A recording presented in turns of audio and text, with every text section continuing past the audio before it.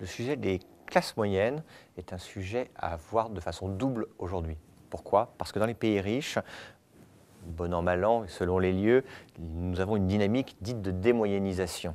En France, on a le sentiment, même si c'est discutable, que les classes moyennes s'effondrent et s'effritent. Vous avez là une démoyennisation du monde riche. À l'inverse, des personnes accèdent à des niveaux de revenus et de consommation qui sont ceux de la classe moyenne, même si ce n'est pas la classe moyenne américaine. Ce sont des classes moyennes que l'on mesure aux échelles locales. Alors, dans les classes moyennes émergentes, c'est compliqué. Sinon, il n'y aurait pas une note pour tenter de l'expliquer. Selon les diverses appréciations, par exemple pour l'Inde, on va vous dire qu'il y a entre 50 et 300 millions de personnes qui appartiennent à la classe moyenne indienne, avec à chaque fois des indicateurs solides, des argumentations qui sont valables. Tout dépend des fourchettes que l'on prend en considération, des bornes supérieures et inférieures de la classe moyenne. En revanche, à l'échelle mondiale, on dispose d'estimations qui donnent une idée.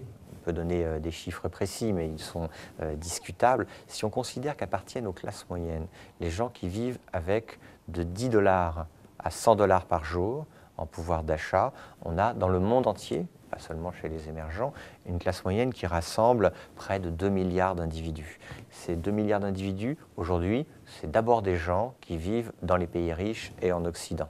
Et d'ici 10 ans, on pourrait avoir, toutes choses égales d'ailleurs, s'il n'y a pas de nouveau bouleversement économique, 3 milliards d'individus qui vivent dans ces conditions, entre guillemets, de classe moyenne mondiale, et ils seraient majoritairement en Inde. Je précise que ce qui est important, c'est le bas de la classe moyenne, ceux qui sont autour, enfin juste au-dessus de 10 $ par jour. C'est une somme qui est relativement importante, non pas pour nous, riches occidentaux, mais ça correspond tout de même au seuil de pauvreté américain.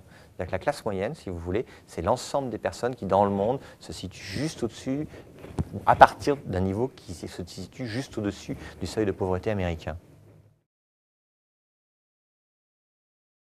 Les classes moyennes émergentes se distinguent principalement des autres parties de la population, des très riches par des revenus bien plus faibles, là où les inégalités sont très élevées dans les pays émergents, et inégalités qui augmentent, se distinguent surtout des pauvres. C'est-à-dire que la caractéristique première de ces classes moyennes qui émergent dans les pays en développement en général, et principalement dans les pays émergents, ce sont des populations qui sortent de la pauvreté. Alors vous pouvez prendre les seuils de pauvreté qui vous font compter comme très pauvres dans le monde entier à 2,5 $ par jour. Si vous passez à 2,6 $ par jour, en termes de caractéristiques sociodémographiques, il n'y a pas de grande différence. En revanche, si on prend ces seuils à 10 $ par jour, on est quand même un peu plus éloigné des situations de pauvreté. Vous pouvez commencer à avoir des niveaux de consommation que je qualifierais de stables. C'est-à-dire que vos préoccupations ne sont pas seulement des préoccupations de première nécessité, notamment d'alimentation. Vous pouvez avoir accès à des logements, que ce soit en propriété ou en location, avec des statuts juridiques stabilisés. Vous pouvez ne pas penser seulement à la nécessité, vous projeter dans l'avenir, commencer à épargner, commencer à vous soucier sérieusement, c'est-à-dire dans un temps relativement long, de l'éducation de vos enfants. En gros, vous vous moyennisez, tout comme pendant la période des 30 Glorieuses en France, il y a eu une moyennisation de la population. Si on regarde les projections probablement optimistes qui sont faites par la Banque mondiale, en tout cas par des experts de la Banque mondiale, relayées par beaucoup de grands cabinets de conseil, de McKinsey au BCG, on a l'impression d'une nouvelle ruée vers l'or, puisque c'est là que se trouverait le cœur, le moteur de la consommation mondiale pour les 5, 10, 20, 30 ans qui viennent. C'est dans une certaine mesure une image qui est pleine de réalisme, au sens où, en effet, les géants démographiques que sont les BRICS, la Chine, l'Inde, etc., voient leur pauvreté très rapidement, ou plus que très rapidement, fortement diminuer. Ces géants démographiques deviennent des géants économiques, ils deviennent le poumon de l'économie mondiale. Maintenant, la ruée vers l'or, elle a surtout bénéficié à ceux qui donnaient les outils.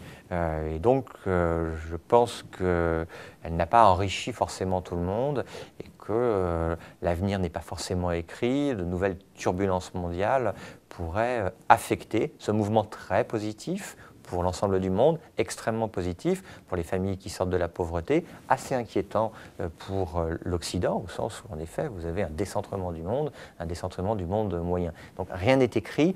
Si on regarde, si on prend avec sérieux, et je pense qu'elles sont solides, sans être valides dans le détail, les projections, nous avons une moyennisation du monde en cours.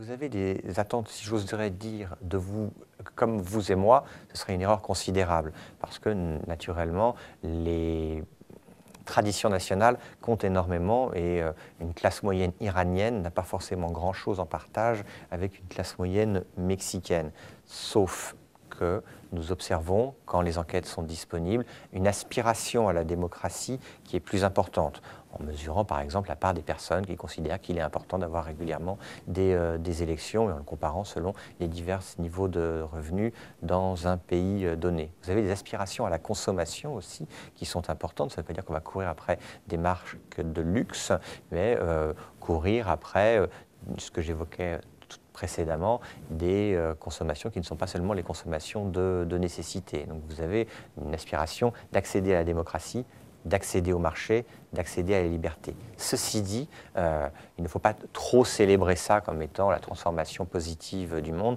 Les traditions nationales comptent énormément et les résistances également, notamment au régime en place qui ne permettrait pas à ces classes moyennes de s'épanouir. Donc ça n'est pas forcément quelque chose de balistiquement heureux, c'est peut-être même très problématique car ça déstabilise beaucoup de régimes politiques en place.